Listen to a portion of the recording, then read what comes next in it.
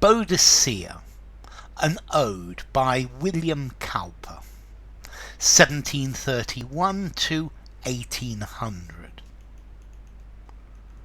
When the British warrior queen, bleeding from the Roman rods, sought with an indignant mien counsel of her country gods, sage beneath a spreading oak sat the Druid, hoary chief.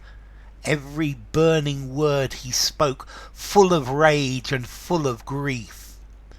Princess, if our aged eyes weep upon thy matchless wrongs, 'tis because resentment ties all the terrors of our tongues. Rome shall perish, write that word in the blood that she has spilt, perish, hopeless and abhorred, deep in ruin as in guilt. Rome for empire far renown tramples on 1,000 states, soon her pride shall kiss the ground. Hark, the Gaul is at her gates. Other Romans shall arise, heedless of a soldier's name. Sounds, not arms, shall win the prize, harmony the path to fame. Then the progeny that springs from the forests of our land, armed with thunder, clad with wings, shall a wider world command. Regions Caesar never knew, thy posterity shall sway, where his eagles never flew, none invincible as they. Such the bard's prophetic words, pregnant with celestial fire, bending as he swept the chords of his sweet but awful lyre. She with all a monarch's pride felt them in her bosom glow, rushed to battle, fought and died, dying hurled them at the foe. Ruffians, pitiless as proud, heaven awards the vengeance due. Empire is on us bestowed, shame and ruin wait for you.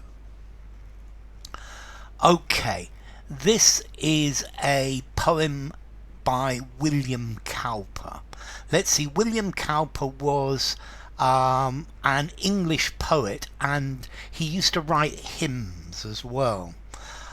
He came originally from Berkhamsted, which is slightly north of London, and he went to Westminster School.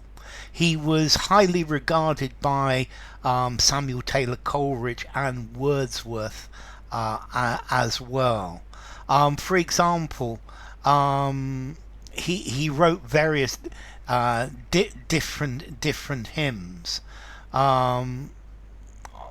Anyway, what's this about? Well, this poem is about Boadicea.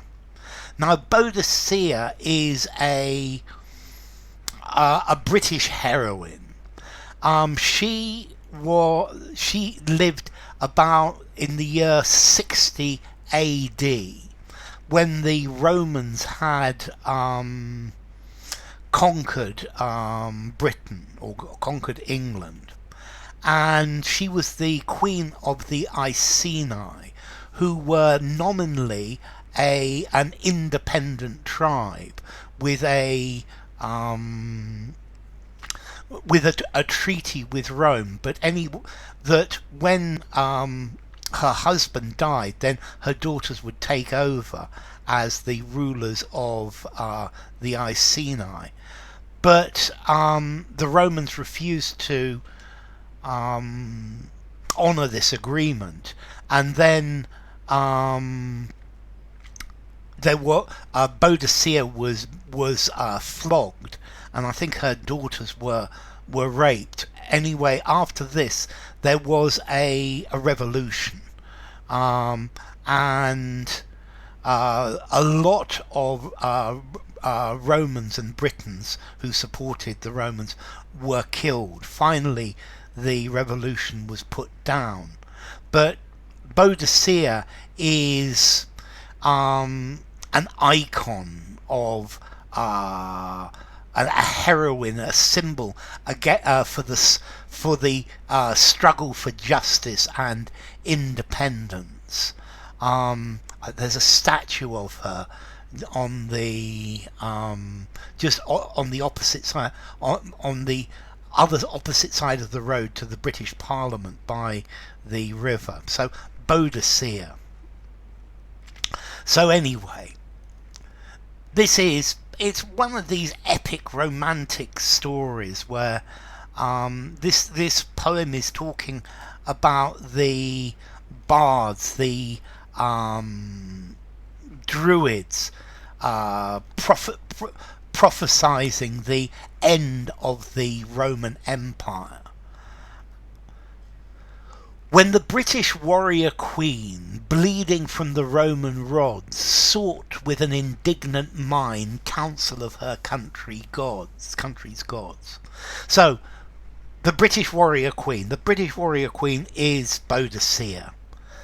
Bleeding from the Roman rods, she's been beaten by the Romans. Sought counsel, she asked for advice from her country's gods, and she was indignant. She was angry with what the Romans had done. Sage beneath a spreading oak sat the Druid, hoary chief. Now, in those times, the Druids were the wise men, the priests of the British religion. And the Druid is sitting beneath an oak. Now, the oaks all had different significances for the Druids. And the Druid, well, hoary, here in this case, is old and wrinkled and white. Yeah, a hoar frost is a white colour, so he's old because he's got white hair. Every burning word he spoke, full of rage and full of grief. So he spoke to Boadicea. Yes, so Boadicea's gone to see the Druid, and the Druid is really angry and upset. Princess, if our aged eyes weep upon thy matchless wrongs, 'tis because resentment ties all the terrors of our tongues. So he's telling her that he's really upset by this, that he's talking her, and he's giving her a message of sympathy and a sense of the injustice, and he's saying that she is she is the queen, and she has suffered wrongs that should not be inflicted upon her or her people. And he has difficulty, he's almost speechless with how angry he is, and this is hinting at this desire for justice, desire for revenge. Rome shall perish. Write that word. So this is his prophecy. Rome is going to die. Write that word in the blood that she has spilt. So write that word in the blood of the people who the Romans have killed. Perish hopeless and abhorred, deep in ruin as in guilt. So he's saying that for their bad moral conduct, for their the immoral things that they've done, their downfall is guaranteed. They will die, they will perish hopeless and abhorred, hated, deep in ruin as in guilt, and they will be as ruined as they are guilty for behaving unreasonably. Rome for empire far renowned, tramples on 1,000 states. So Rome is this big, powerful empire, and its history of conquest is everywhere. Soon her pride shall kiss the ground. Hark, the Gaul is at her gate. So soon the empire, the Roman Empire, is going to fall. It's going to kiss the ground. It's going to bite the dust. The Gauls, the French, are at her gates. They're ready to destroy Rome. Other Romans shall arise, heedless of a soldier's name. And now there's a change. And after this, there will be a new generation of Romans who, these aren't soldiers. These aren't people. Sounds, not arms, shall win the prize. So art, poetry, beauty, culture will win the prize. Harmony, the path to fame. So these Romans will gain fame from artistic and cultural things, from music, from poetry, from other creative things, and this is the path to fame of Rome in the future. Then progeny that springs from the forests of our land, armed with thunder, clad with wings, shall a wider world command. And now this the poet is talking about, or the bard, the Druid, is talking about the descendants of Boadicea will come from the forest, and they will be armed with thunder, maybe with weapons, and they will command a wider world. They will be armed with thunder, but they will be strong. They will be represented by authority, and they will command a much wider world than the Romans do now. Regions Caesar never knew, thy posterity shall sway, where his eagles never flew, none invincible as they. So he's making the prophecy that Britain will have an impact much greater than the Roman Empire, and they will have influence over lands which the Romans never even knew about. And I think this is effectively the British the Empire, that there is great potential for Britain. Such the bard's prophetic words, pregnant with celestial fire, bending as he swept the chords of his sweet but awful lyre.